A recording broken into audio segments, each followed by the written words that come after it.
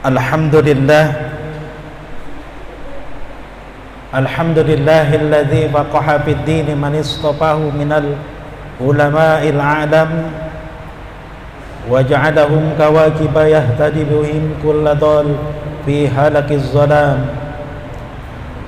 Ashhadu an la ilaha illallah wahdahu la syarika lah wa ashhadu anna Muhammadan abduhu wa rasuluh. Allahumma salli ala Sayyidina Muhammad tibil qulub wa dawaiha wa afiatil abdani wa shifaiha wa nuril absari wa diyaiha wa ala alihi wa sahbihi wa sallam. Qala Allah ta'ala fil Qur'anil Karim wa huwa asdaqul qailin. A'udzu billahi minasy syaithanir rajim. Bismillahirrahmanirrahim. Falaula nafara min kulli firqatin minhum ta'ifatul liyattafaqahu fid din wa liyunziru qaumahum idza raja'u ilaihim la'allahum yahzarun. Wa qala Nabi sallallahu alaihi wasallam, al khairu adah wa syarru lajajah, faman yuridillahu bi khairan yufaqihu fid din. Sadaqallahul azim wa sadaqa rasuluhun nabiyul habibul karim wa nahnu ala dzalika minasy syahidin wasyakirin walhamdulillahi rabbil alamin.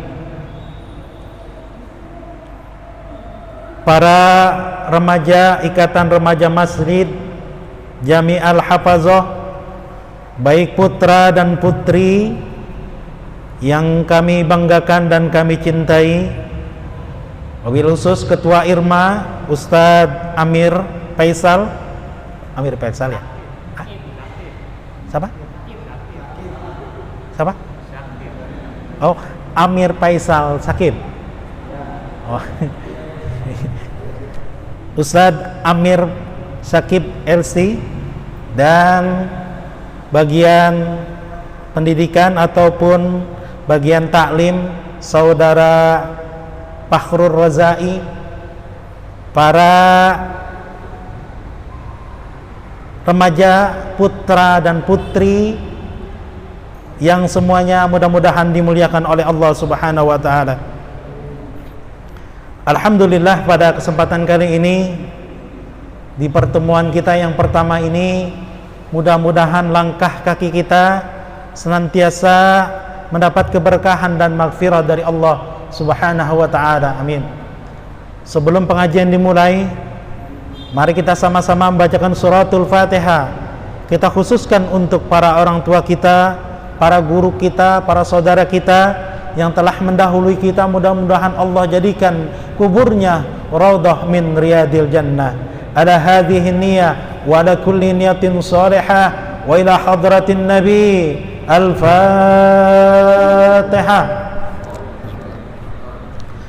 Alhamdulillahi rabbil alamin arrahmanir rahim maliki yaumiddin iyyaka na'budu wa iyyaka nasta'in ihdinas siratal mustaqim siratal ladzina an'amta 'alaihim ghairil maghdubi 'alaihim waladdallin. Fatihah yang kedua kita khususkan untuk penyusun kitab ini, yakni Said Ahmad Al-Hashimi. Beliau ini terkenal seorang yang ahli dalam hal-hal ilmu tentang balaghah. Beliau juga ahli dalam ilmu balaghah. Said Ahmad Al-Hashimi, kebetulan juga karyanya saya punya kitabnya, namanya kitab Jauhar Balaghah, dan juga kitab-kitab lainnya. Di antaranya kitab yang kita pegang ini kumpulan hadis-hadis atau hadis-hadis pilihan yang disusun oleh beliau, yang mengutip dari kitab-kitab Kutubus Sittah. Kutubus Sittah itu kitab-kitab hadis yang 6. Siapa saja Kutubus Sittah itu? Di antaranya ada kitab yang kita kenal dengan kitab Sahih Bukhari, lalu kitab Sahih Muslim, lalu kitab Abu Daud, lalu kitab At-Tirmizi, lalu kitab An-Nasai, dan kitab Ibnu Majah.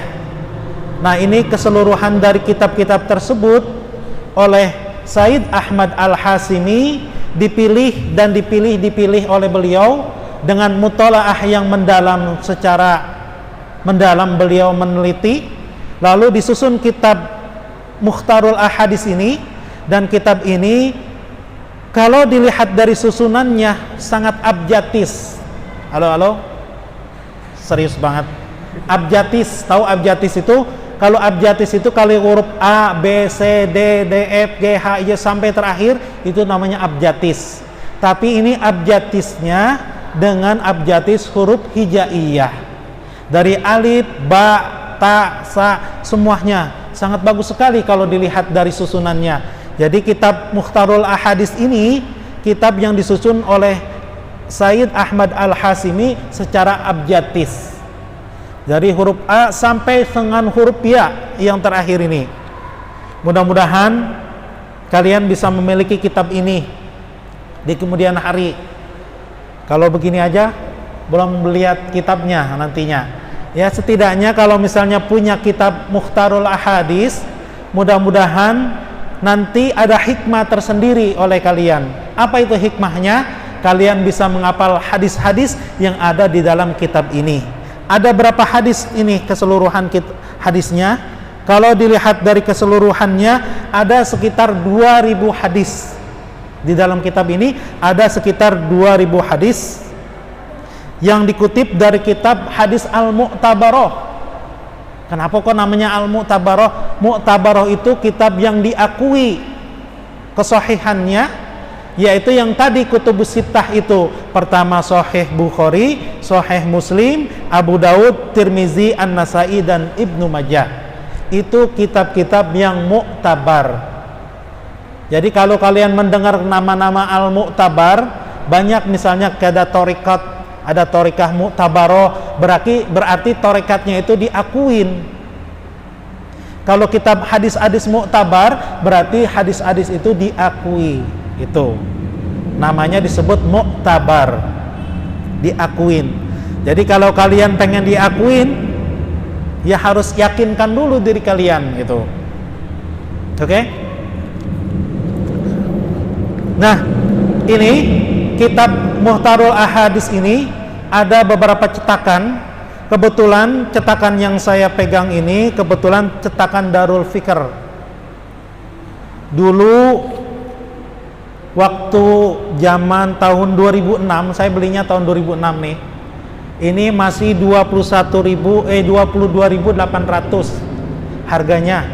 Kalau sekarang nggak tahu berapa. Mungkin paling mahal atau paling tinggi sekitar 50.000. Apakah cetakan Darul Fikr masih ada atau tidak? Nggak tahu, tanya Ustadz Amir dah. Darul Fikr masih ada nggak Ustadz? Ada. Setahu saya sekarang ini Darul Fikr sudah mulai tenggelam penerbitnya. Yang terkenal itu DKI, Darul Kutub Al-Islamiyah. Nah, Darul Kutub Al-Islami. Kalau misalnya kalian tidak menemukan kitab yang cetakan Darul Fikr, maka kitab Darul Kutub Al-Islami juga tidak apa-apa. Atau misalnya cetakannya yang cetakan Indonesia, nggak apa-apa juga. Misalnya cetakan Indonesia, misalnya yang cetakan yang Jakarta ataupun yang dari Menara Kudus ataupun lainnya, itu juga nggak apa-apa. Silakan saja. Mudah-mudahan kalian bisa secepatnya memiliki kitab Mukhtarul Ahadits. Jadi namanya kitab Mukhtarul Ahadits, bukan kitab Mukhtar Hadis Nabawi, tapi Mukhtarul Ahadits An-Nabawi ya. Tulisannya Ahadits itu. Mukhtarul Ahadits An-Nabawiyah itu. Nah, para remaja baik putra dan yang putri yang kami banggakan, yang kami cintai, ini putri sudah mulai banyak, ada sekitar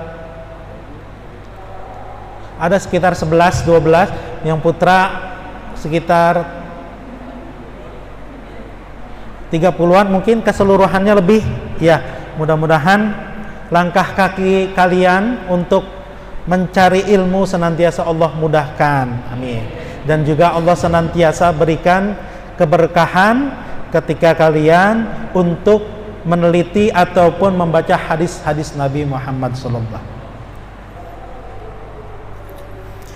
Nah, sebelum kita memulai pengajian ini, mari kita sama-sama bacakan suratul Fatihah, khususnya untuk pengarang atau penulis kitab ini, penyusun kitab ini, yakni Said Ahmad Al-Asimi. Mudah-mudahan apa yang ada dalam kitab Mukhtarul Ahadis senantiasa kita bisa amalkan hadis Nabi Muhammad SAW, dan juga bisa kita hafalkan. Nah, itu biasanya usia-usia segini ini mudah sekali untuk menghafalkan.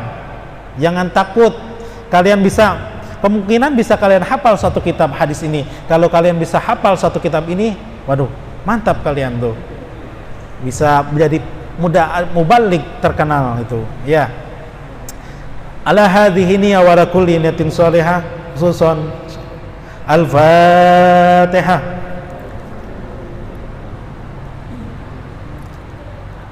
Alhamdulillahi rabbil alamin arrahmanir rahim maliki yaumiddin. Iyyaka na'budu wa iyyaka nasta'in ihdinas siratal mustaqim siratal ladzina an'amta 'alaihim ghairil maghdubi 'alaihim waladdallin. Amin.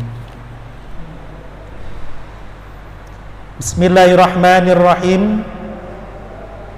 Enggak ada yang megang kitabnya? Ada. Alhamdulillah Rabbul Izzati wa Jalali wasi'al kiramil azimil ibdali wassalatu wassalamu ala sayyidina Muhammad al-mab'usi litamimi makarimil akhlaq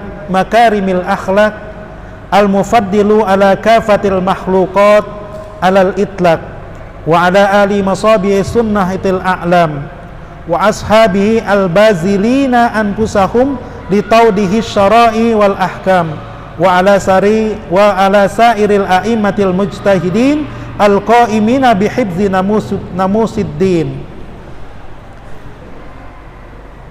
Kalau kalian ingin mengartikan secara pesantren, ada jadwal kitab wal qiraah, ini ada. Nanti kalian bisa fotokopikan. Di sini ada mubtada, ada khobar, ada fa'il, ghairu fa'il. Itu ada masing-masing rumusannya gitu. Jadi kalau mubtada itu rumusnya apa? Mim. Kalau khobar itu kho. Nah, itu. Nanti saya akan kopikan aja lah. Nanti kalau kesempatan bisa ketemu lagi, saya akan kopikan. Ya. Alhamdulillahi Rabbil Izzati wa Jalal. Alhamdulillah, segala puji bagi Allah Rabbul Izzati, Tuhan yang maha perkasa dan maha agung. Wasi'al kiramil azimil ibdali, yang luas akan pemberiannya, yang besar. Wal ibdal dan wa azimul ibdal, dan besar dan yang maha besar akan karunia-Nya. Wassalatu wassalam, adapun salawat dan salam ala sayyidina, yaitu tetap atas Nabi Muhammad sallallahu alaihi wasallam, al-mab'us, yang diutus litamimi makarimil akhlak, yaitu yang diutus untuk menyempurnakan akhlak. Al-mufaddilu ala kafatil makhluqat,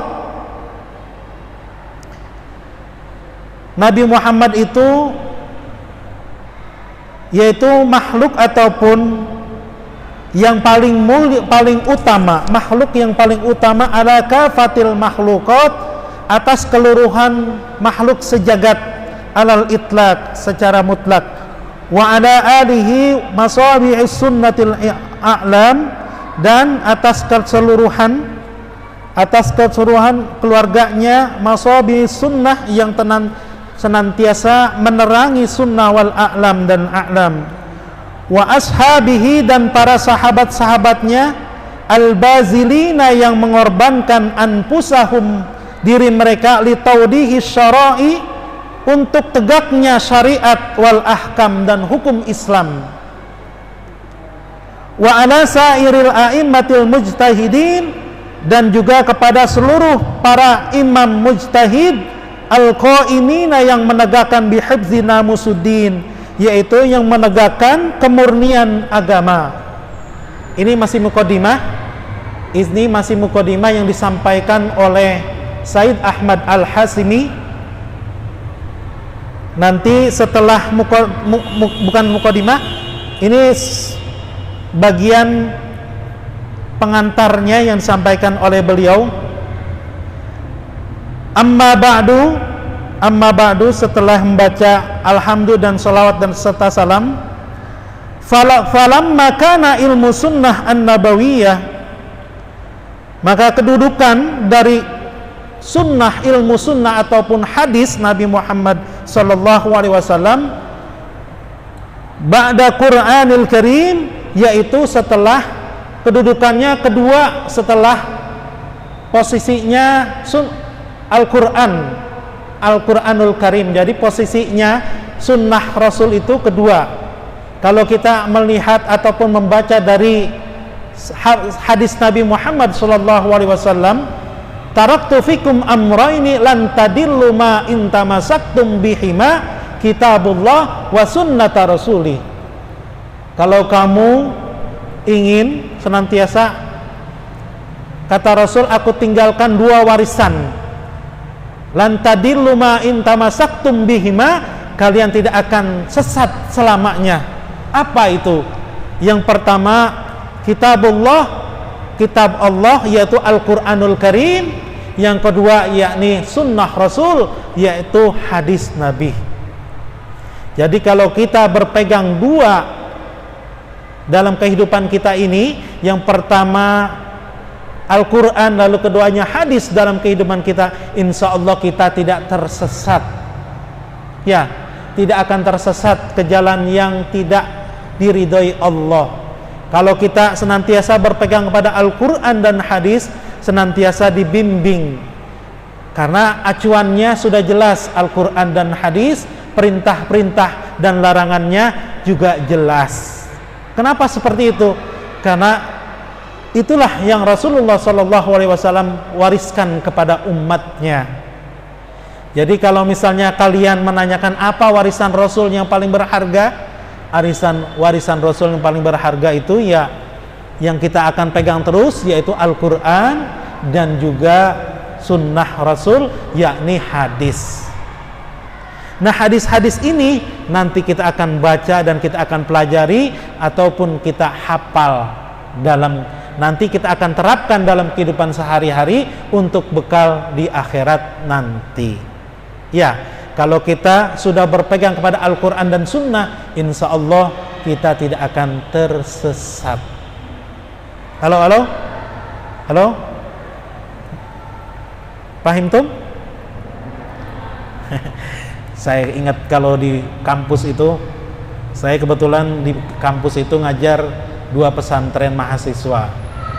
Kalau pesantren yang pertama pesantren universal mahasiswa, itu biasanya saya ngajar kitab Fathul Mu'in dan kitab Alfiyah Ibnu Malik. Kalau di kitab pesantren yang kedua saya ngajar kitab Alfiyah Ibnu Malik. Nah, kalau mahasiswa senantiasa memperhatikan ataupun fokus, itu biasanya yang ditanya sama yang tidak ditanya nyambung itu. Ya pokoknya kalau ditanya pasti nyambung kalau yang memang fokus. Tapi kadang-kadang ada yang fokus tapi kadang-kadang nerawang kemana tahu gitu. Yang mudah-mudahan kayaknya di sini fokus semua nih. Nah, fokus. Mudah-mudahan fokus. Ya, kita masih pengantar, soalnya ini masih pengantar. Mudah-mudahan di pertemuan yang akan datang kitabnya sudah pada pegang semuanya. Kalau tidak, belum beli kitabnya, ya setidaknya nanti Ustadz Amir atau Pak Rozai dipotokopiin ya.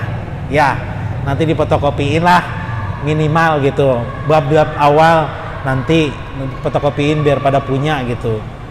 Nanti mudah-mudahan ketika kalian sudah membaca di awal-awal kitab ini, ya mudah-mudahan nanti tertarik untuk membeli kitabnya itu. Ya. Mudah-mudahan kalau kita konsisten dan istiqomah untuk mempelajari kitab Mukhtarul Ahadits ini, ya kita bisa selesaikan, bisa hatamkan gitu. Saya pernah menghatamkan kitab ini ya di pesantren mahasiswa itu tadi, di pesantren Universal saya pernah menghatamkan kitab ini, yang mudah-mudahan di pengajian remaja ini bisa dihatamkan gitu nantinya kalau kita istiqomah untuk pengajian ke depan. Ya, mudah-mudahan seperti itu. Ya. Kita kembali ke permasalahan atau pembahasan yang dibahas di sini. Tadi taraktu fikum amrayni lan tadillu ma in tamassaktum bihima kitabullah wa sunnata rasuli. Jadi kita akan senantiasa berpegang kepada dua warisan Rasul yang senantiasa kita pegang dalam kehidupan kita, yaitu Al-Quran dan hadis. A'zamul ulumi qadran. Nah, kitab tentang ulumul hadis ini ataupun tentang pembahasan tentang hadis yang kita bahas ini, yaitu yang paling ilmu yang paling bagus, yang paling mulia, qadran, kedudukannya. Ya, tadi kan kedudukannya kedua setelah Al-Quran.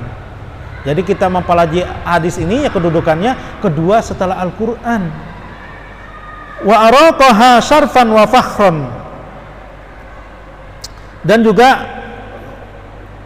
saya kata penyusun kitab ini salut dengan kemuliaan dan bangga dengan kitab ini. Iz alaihiya mabniyun qawaidul ahkamis syariah al-islami, yang di dalamnya itu terdiri dari qawaid ataupun kaidah-kaidah hukum syar'i, kaidah-kaidah hukum syar'i al-islamiyah. Jadi kaidah-kaidah hukum Islam ada di sini. Jadi nanti di dalamnya ini mencakup apa saja. Ada mencakup tentang fikih, ada tentang kaidah hukum Islam, ada juga tentang bermasyarakat ataupun tentang, pokoknya semuanya ada. Namun di dalam kitab ini karena ditulisnya atau disusunnya ini berdasarkan abjatis, jadi tidak sesuai tema. Temanya itu bervariatif. Jadi hadis ini dibaca, oh temanya tentang ini. Kalau dalam kitab Bukhari ataupun kitab Muslim itu kan per tema, tematis. Ini temanya tentang ini tentang ini. Kalau ini temanya variatif, ada yang tentang ini. Jadi sesuai abjatis yang berurutan. Oh, sekarang ini alifnya ini atau hamzanya ini, hamzanya tentang ini.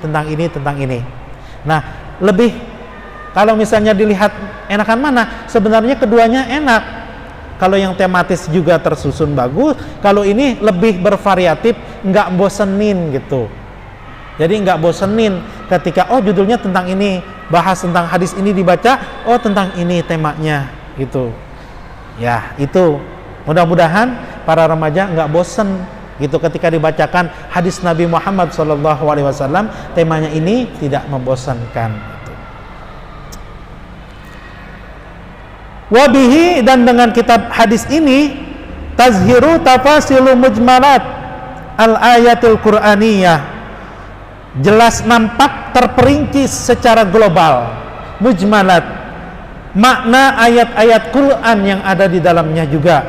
Misalnya dalam Quran surat apa, lalu Rasulullah mengutip ayat ini dijelaskan oleh Rasul, ada seperti itu. Kaifala bagaimana tidak, ataupun sekali-sekali tidak. Wa masdaruhu amman lam yantiku anil hawa in huwa illa wahyu yuha.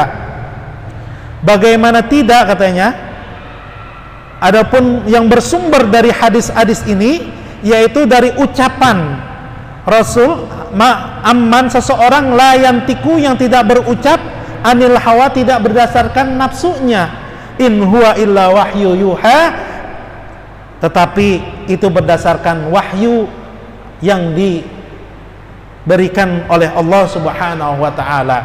Jadi apa yang dikatakan atau apa yang diucapkan oleh Rasul di sini amman la yantiku anil hawa in huwa illa wahyu yuha. Jadi isinya sebenarnya yang diwahyukan oleh Allah ya hasil informasi dari Allah keseluruhannya. Jadi ucapan Rasul itu bukan semata ucapan biasa.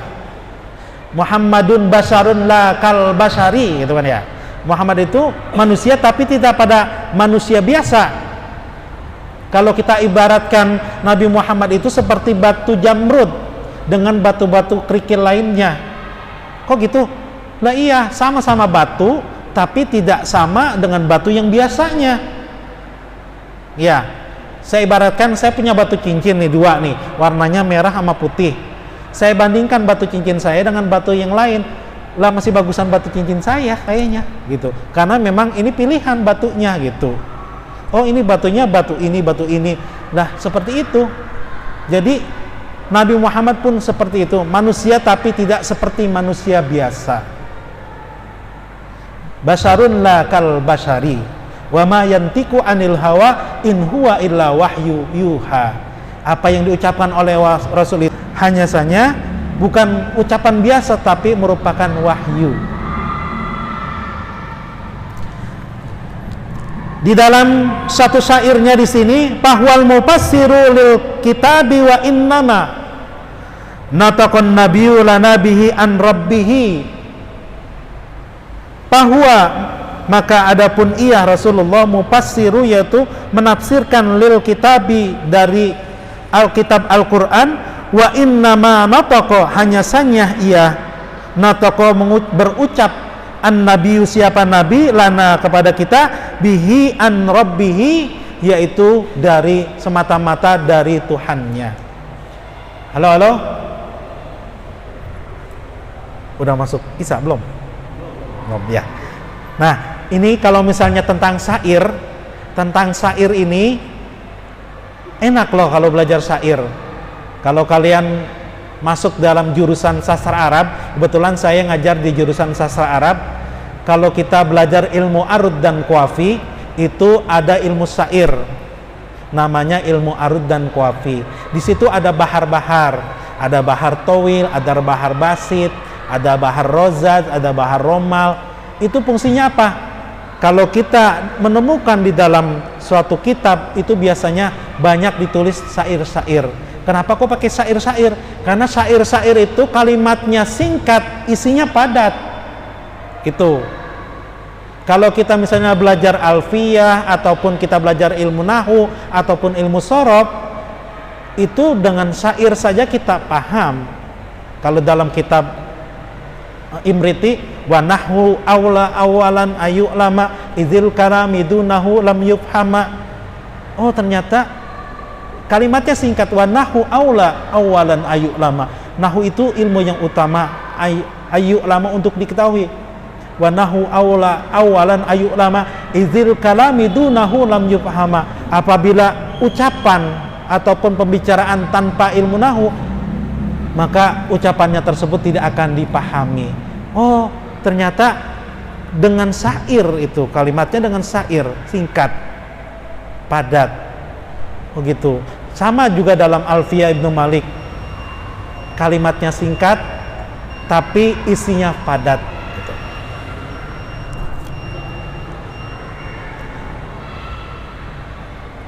Diingetin ya. Sebentar. Ahbabtu hina mutala'ati kutubul hadis sittati as-sahihah al-mu'tabarah an antikhaba minha kitaban. Ini beliau Said Ahmad Al-Hasimi setelah saya membaca hina mutala'ati kutubul hadis as-sittati, ketika saya membaca kitab hadis yang 6 as-sahihah yang sahih, al-mu'tabarah yang mu'tabar, an antakhaba minha kitaban jami'an al-ahasini mahasin. Kemudian saya menyeleksi menjadi suatu kumpulan kitab, kumpulan hadis ini, yaitu jami'an li ahasini al-muhasini, yaitu tempat hal-hal yang baik, isi-isinya tentang baik semuanya, semuanya berkaitan tentang hal-hal yang mengingatkan kepada kita semuanya dalam hadis-hadis ini. Jadi Syekh Sayyid Ahmad Al-Hashimi setelah kitab yang 6 itu, kitab hadis diseleksi, jadi lalu diseleksi, setelah diseleksi diurutkan berdasarkan abjatis lalu disusunlah kitab ini, namanya Kitab Mukhtarul Ahadits An-Nabawiyah. Nah, setelah disusun maka jadilah kitab Mukhtarul Ahadits. Maka kok judulnya apa Mukhtarul Ahadits? Karena isinya Mukhtarul Ahadits itu artinya kitab-kitab hadis pilihan An-Nabawiyah yang bersumber dari sunnah Nabi Muhammad sallallahu alaihi wasallam. Nah, ini baru pengantar kitab ini. Mudah-mudahan nanti kita sambung lagi pada pertemuan-pertemuan selanjutnya. Jika ada pertanyaan ataupun hal-hal yang ditanyakan, monggo silahkan para remaja ataupun remaja putra maupun putri.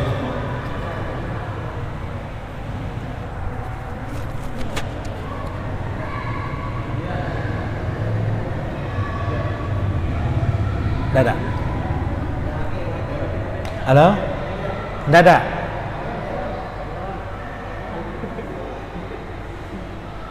Tidak ada yang nanya? Oke, terima kasih kalau gitu.